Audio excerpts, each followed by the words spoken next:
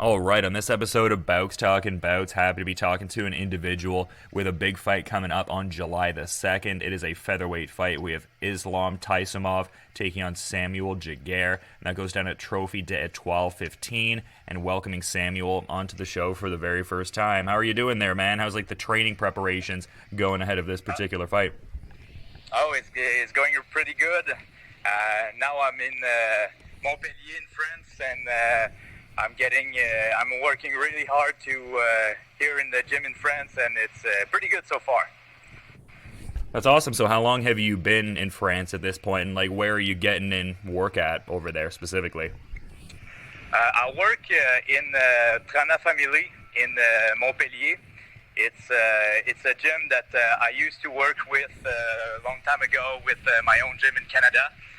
And sorry for the sirens, it's the police right there. I'm outside. Oh, no worries, yeah, man.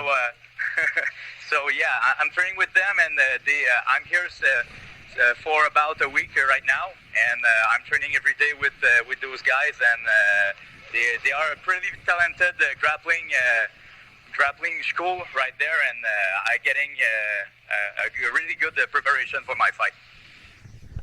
Yeah, and just being that you're a featherweight out of the Quebec area there, I'm kind of wondering, like, have you been to France before? Is this like a first time kind of thing? If so, how has the experience overall been there?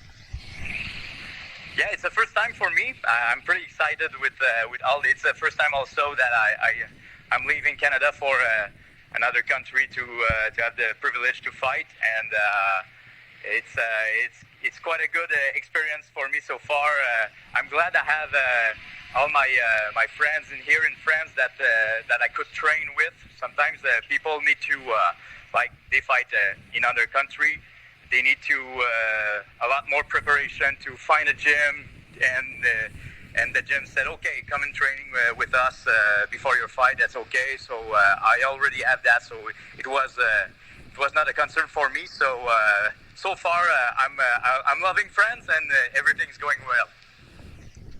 Yeah, I'm kind of wondering, so I imagine, it's straight business heading into the fight there, but are you looking to maybe do certain, like, touristy things after the fact, like, kind of do a bit of a look around there, or is it pretty much just, get right back home after the fact kind of thing? Like, how's that dynamic there? Well, for now, until my fight, I'm training every day. My focus is on my fight. I'm doing only this, but I'm planning on leaving in France in the 25th of July. So I'll have much time to visit, go to the beach and stuff like that. So that's for sure. I'm gonna make profit of that trip. Yeah, no doubt. And it must be an intriguing dynamic being just over there fighting in France, just with like the relatively recent legalization of the sport over there. Like, how does it feel to be competing over there with like the backdrop of it being legalized like relatively recently? Yeah, and it's kind of new, but the French people they're always train tons of sort of martial arts. They are really on point on stuff like the gym where I train. The guys are in Brazilian Jiu-Jitsu. They are awesome. There is a lot of skilled fighter right there, and I think it was something to they can't wait to the MMA be legalized in their country, and that's a relief for them, I believe. And now they are all excited to make some events and stuff like that. Yeah, well, that's just what it is. It was never a byproduct of like there not being talent out there. It was just one of these things where there wasn't like that much like pressure to get it legalized at certain points. But good to see those talented fighters over there finally have the platform to show off their skills, and also just like that you're able to go over and travel there and check out what's going on, and also showcase your skills as well. Yeah, exactly. I'm glad they finally got that. But the only thing, if I may say, that's a bit of it's just the thing that bummed me out a little bit. It's the show won't be streamed on the internet. So I think they're beginning something somewhere. So The only news you're gonna have will be writing stuff, Facebook stuff, and Instagram. So well, it's I'm fine with that, but I would love to have a video of my fights going on the internet. Yeah, that's definitely fair, man. I mean, you had the prior broadcast opportunities with your, TKO and BTC efforts. So yeah, bummer you're not going to be able to stream it as casually there or get that going. Yeah. But I want to talk about that last BTC fight there because it was one where, you ended up going the distance and getting out of some tough positions. It was a fight I was just watching the other day there. Like, what were your big takeaways from that BTC 8 fight with Cody Kent there you had in November 2019? To be honest, that fight it's kind of a pain for me because I get through a lot of things during my fighting camp, and it was a really tough camp, and also I had one of my best friends just passed away the week before the fight, and I said, okay, I'm just going through it, and I'll fight him. So it doesn't turn out really well in the end, but I'm glad I made it. But I could do a better job against Cody. Cody deserved the win because he worked really hard. But I wish I could go back and fight him again. Well, I'm sorry to hear all of that happen there, man. It just shows like all the different variables of the sport and stuff like that, and also like the mental component of it. If something like that happens, obviously like a tragic, very unfortunate occurrence, it's like that's definitely going to inform the performance out there for sure, man. Yeah, well, exactly. It's I was always a second later of every shot he was doing. I did some good things like the takedowns and some good shots at him, but most of all he controlled the pace. He controlled also the strike for most of it, and that's something usually I'm good at, and it didn't show up that fight. So yeah, with the mental stuff, I get through. I hope I learned from it, and now I'm gonna I'll know to take some time maybe for me and choose wisely when something like big like that happens. Yeah, for sure. I mean, that's all you can do is to try to learn from it there. But yeah, I mean, I'm kind of curious because like I had mentioned in there, it's been a little bit since you've gotten out there to compete. Obviously, the pandemic playing an enormous role in all of that. But I guess my question is, like, what do you think is the biggest area of growth in your game that you're going to be able to showcase in this upcoming fight here? It will be the what I worked really hard during the pandemic and stuff like that. It's to put some pressure in the fight game. So what I meant is my stand-up game will be a lot of more aggressive, and if the takedown is there, I'm gonna go for it, and my jiu-jitsu really improve also. So I'm not scared to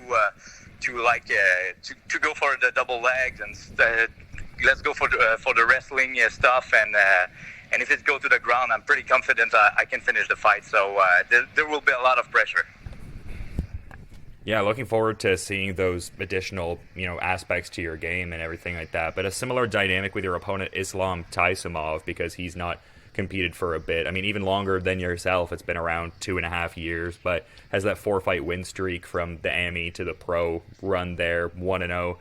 So far right now, kind of just putting a few fights together there. Like, what are your thoughts overall on Islam Taisumov? Have you been able to check out certain tape on your opponent or anything like that? Is that something you generally do much of at all? Like, what are your thoughts on all that?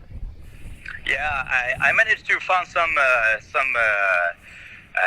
video of him training and some of his fights. There is not much of stuff I can find on the internet about him, but from what I see and from what I've been told, this guy is he got a sambo style fighter, so pretty much he will be fighting like pretty much the same thing that I'll try to do.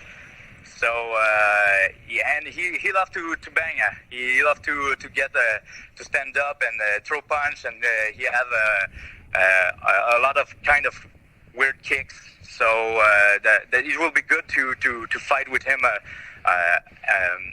standing up with him, and if I can put a lot of pressure, put him back onto the cage, and I'll try to take him down and finish him. Yeah, it's a very intriguing fight, and one that, you know, looks really good on paper, just, you know, as compared to like the stylistic proclivities you guys have there. So awesome insights in that regard there. But I gotta talk about the nickname here, because, you know, I'm a Dragon Ball Z guy too. Like, where did the Goku nickname come from there? That's a friend who I was training with, and you know, he called me Sam, and it just looked like a lot like Sangoku. So he said, "Hey, put Goku at the end of your name. That will be cool." And also, I'm a Dragon Ball fan from a long time. So I guess it would be fair to get that. And I love the nickname. That's cool. So there's like the Dragon Ball Z reference, but also like a nod to Sengoku in there as well. That's pretty cool, man. I didn't know that aspect of it. Hey, thank you. Yeah, well, I appreciate you providing that insight. That's why I asked the question there, getting a little something extra. But usually when I have fighters on, I tend to ask like if there's certain genres of music that they're partial to training to. I also talk to certain fighters, though, where it's like, you know, whoever grabs the aux cord in the gym, I'm kind of fine with whatever genre. Like, what are your thoughts on the music dynamic in the training room there? I like rock music, so I'm listening pretty much everything. Sometimes I feel like more like rap style and motivating music, but most of the time I'm training like on metal stuff. I like pretty much Slipknot, Megadeth, and those kind of I'm pretty old school in my metal choice of music, but I like rap also when I'm training, because it kind of cool down, and it's strange to say, but the tempo and the beat is just different, and sometimes you get into it and you go with what's going on in the music, and I pretty appreciate that. Yeah, for sure. Probably good for like the footwork, just generally like rhythmic, timing based kind of aspects of the whole thing. And I love that, you know, metal shout out there and just some of the bands like that. Megadeth was actually the first concert I ever checked out, so that gets the tip of the cap from me there. Nice. Yeah, that's nice. And you know, it's not like for those who know Megadeth a bit, doing some footworks on Holy Wars, it's kind of different. You'll be maybe too much pump. Yeah, no doubt. I get what you're saying in that regard, man. But you've been really great with your time, and it's been awesome getting to talk to you. Hopefully this is the, you know, first of many appearances on the show. But just in the interest of being mindful of the rest of your schedule here, is there anything you might want to add as a parting thought as we're kind of wrapping things up here, man? I'm sorry, it cut a bit. Can you repeat, please? Oh, sorry. I was just wondering if there's maybe any kind of parting thought that you wanted to add that, you know, hasn't been mentioned as of yet. Not much. Thank you for your time, and I appreciate the interview. You guys are awesome. Just to think about me and my upcoming fight, I'm really glad that you think of me, guys. And I'm looking forward to work with you in the upcoming fights after this one. And that's pretty much. Yeah, well, thanks for saying that, man. The appreciation definitely mutual. Glad I could get you on the show and get some insights ahead of this one. And people are going to be really excited to keep this fight on their radar. Trophee de Etoiles 15 going down on July the 7th. Islam Taisumov and Samuel Giguere getting out there for a featherweight fight. Again, to reiterate, thanks for the time and all the insights, man. It was a lot of fun talking, and you just enjoy the rest of your day, man. All the best. Hey, thank you very much again.